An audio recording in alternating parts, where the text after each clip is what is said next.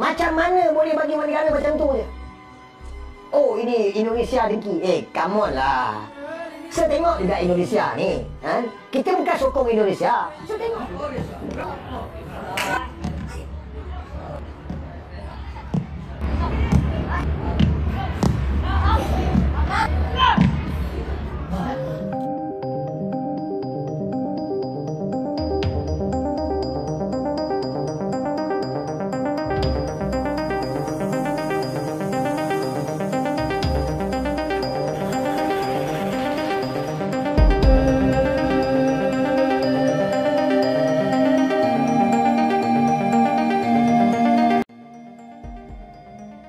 Timnas Malaysia U17 digasak Timnas Kroasia usai mengejek Indonesia, sudah jadi badut ASEAN.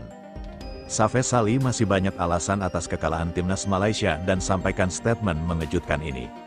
Namun sebelum kita lanjut ke berita terlengkapnya, alangkah baiknya bagi kalian untuk menekan tombol like terlebih dahulu. Yang belum subscribe tolong subscribe channel ini agar kalian gak ketinggalan info menarik lainnya. Sebuah ironi besar terjadi di dunia sepak bola Asia Tenggara, ya.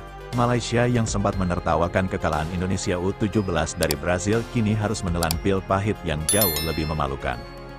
Beberapa waktu lalu ketika Garuda Muda dibantai 4-0 oleh Brazil di Piala Dunia U17, banyak pihak dari Malaysia yang menyindir mengatakan bahwa Indonesia belum pantas tampil di level dunia. Bahwa skuad U17 mereka hanyalah tim kampung yang kebetulan lolos. Komentar-komentar sinis itu membanjiri media sosial. Namun siapa sangka roda nasib berputar begitu cepat, Timnas Malaysia U17 menjalani laga uji coba melawan Kroasia U17 di Zagreb.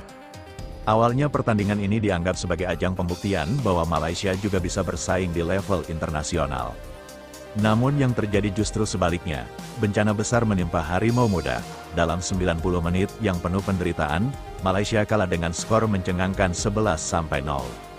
Ya, 11 gol tanpa balas. Suatu hasil yang jarang terjadi di level tim nasional, apalagi di kelompok usia resmi yang membuatnya semakin memalukan. Tim Kroasia yang diturunkan bukanlah skuad utama, melainkan pemain lapis kedua. Karena skuad utama mereka sedang bertanding di ajang Piala Dunia U17, artinya, Malaysia dibantai oleh tim cadangan. Publik pun langsung terkejut.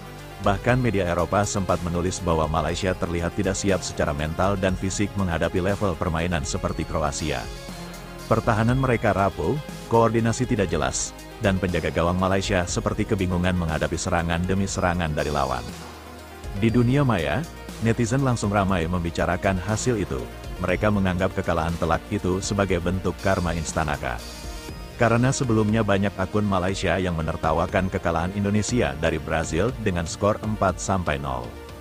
Gelombang tawa dan sindiran pun memenuhi ruang digital, seolah seluruh kawasan ASEAN ikut menyaksikan jatuhnya tim yang sempat besar kepala. Mantan striker legendaris Malaysia, Safes akhirnya ikut angkat bicara. Dalam sebuah wawancara dengan media lokal, ia mencoba menenangkan suasana dengan berkata, kekalahan ini hal biasa. Tim muda masih belajar. Indonesia juga bisa kalah kalau lawan Kroasia. Safi menilai Kroasia sebagai lawan yang sangat berat dan bahwa skor besar bukan ukuran mutlak kualitas sebuah tim.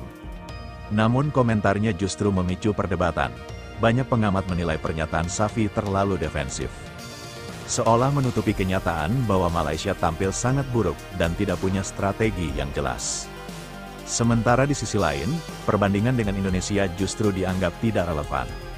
Karena Garuda Muda pernah kalah 4-0 dari tim kelas dunia seperti Brazil, bukan dari tim lapis kedua. Tak semua pihak di Malaysia bisa menerima kekalahan itu dengan tenang. Beberapa pundit dan analis sepak bola di negeri jiran justru mengkritik keras performa tim muda mereka. Salah satu komentator terkenal Ezan Rahim berkata di kanal YouTube-nya, kita sering mengejek tim lain tapi lupa memperbaiki diri. Kalah 11 itu bukan sekadar buruk, itu bencana. Sepatutnya kita belajar dari Indonesia yang walaupun kalah dari Brazil tetap punya organisasi permainan dan semangat juang yang tinggi. Ia menambahkan bahwa sistem pembinaan usia muda Malaysia jauh tertinggal dibandingkan Indonesia. Sementara Malaysia masih berkutat pada masalah internal dan terlalu sibuk membanggakan hasil di level regional. Kekalahan 11 itu kini menjadi bahan introspeksi bagi sepak bola Malaysia. Banyak pihak mulai menuntut FAM untuk serius membangun program pembinaan usia muda. bukan hanya mencari kemenangan instan. Sementara di Indonesia, hasil ini menjadi pelajaran bahwa ejekan tak pernah membawa keuntungan. Garuda Muda tetap fokus berlatih dan terus memperbaiki diri, sedangkan tim yang terlalu banyak berbicara justru terpeleset di lapangan. Aku lihat banyak banget orang Indonesia yang berlebihan kalau tim U11-nya menang, seolah juara dunia padahal cuma menang satu laga. Coba lihat kenyataannya, sepak bola kalian masih jauh dari level Asia. Malaysia, kalau diberi kesempatan pun bisa lawan seimbang. Tapi kami tidak perlu ribut satu ASEAN. Menurutku, Indonesia lebih pandai bikin propaganda media daripada benar-benar membangun prestasi. Main bola belum stabil, tapi fanbase-nya sudah seperti negara elit sepak bola dunia. Kadang aku kasihan, hype kalian tinggi, tapi hasil belum tentu. Kalau Indonesia menang sedikit saja langsung trending di seluruh ASEAN. Aku lihat pertandingan lawan Honduras pun biasa saja, tapi netizennya sudah teriak Garuda mendunia. Jangan cepat puas, dunia sepak bola butuh konsistensi.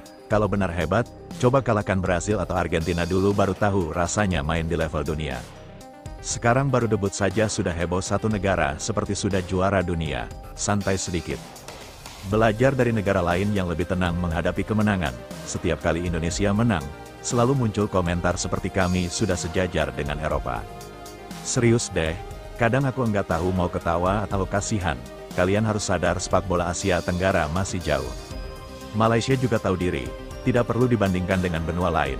Tapi Indonesia ini terlalu percaya diri padahal baru saja kalah besar dari Brasil. Semangat itu bagus, tapi kalau berlebihan orang lain jadi pengen menyindir. Sepak bola itu bukan cuma semangat, tapi hasil nyata di lapangan. Lihat permainan Indonesia itu biasa saja, enggak ada yang istimewa. Mungkin karena lawannya juga tidak terlalu kuat, tapi setelah itu media Indonesia langsung gencar menyebut tim masa depan Asia.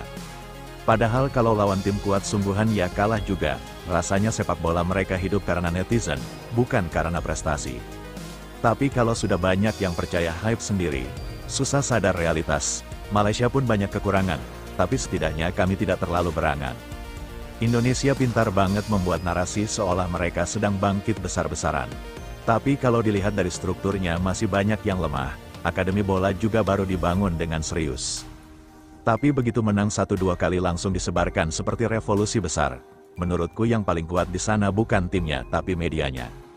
Mereka tahu cara membuat hype dan menarik perhatian dunia. Tapi kalau kalah langsung diam dan cari alasan, harus ada keseimbangan kalau ingin dihormati. Bukan mau menghina, tapi kenyataannya Indonesia masih tahap belajar. Masalahnya fans mereka tidak sabar. Kalau menang sedikit langsung bilang kami sejajar dengan Eropa. Tapi kalau kalah menyalahkan wasit, cuaca sampai rumput, itu mentalitas yang bikin susah maju. Lihat Jepang, Korea, Vietnam, mereka tidak banyak bicara tapi kerja keras terus. Indonesia baru mulai tapi sudah banyak omong. Semoga mereka bisa rendah hati dan fokus membangun masa depan. Yeah.